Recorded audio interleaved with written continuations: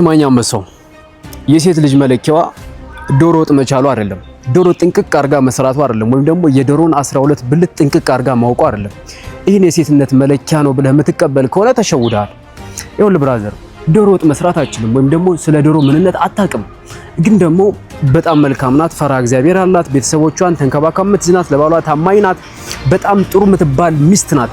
በዚህ ምድር ላይ በጣም እንቁ የምትባል ተፈልጋ የማትገኝ ሚስት ናት። እቺ ሴት አይደለችም? ሴት አይደለችም መቼም አትለኝም። እነዚህን ሁሉ ነገሮች የማትችል ከሆነ ግን ሴት ናት። ግን ደግሞ በቤተሰብ ውስጥ አይደለም ያደገችው፣ ሌላ ቦታ ነው ያደገችው ማለት ነው። ግን ደግሞ ዶሮ መቻል የሴትነት መስፈርት አይደለም። እሺ ዶሮ ስላልቻለች ብቻ ሴት አይደለችም ልትላት አትችልም። ምክንያቱም ሁሉም ሰው በቤተሰብ እጅ አይደለም የሚያድገው ብራዘር። አንተ የምታውቃቸው አድርገው ነው እንጂ እንዴት እንዳደጉ በምን እንዳደጉ አታውቃቸውም። ስለዚህ ዶሮ ስላልቻለች አንቺ ሴት አይደለሽም ልትላት አትችልም።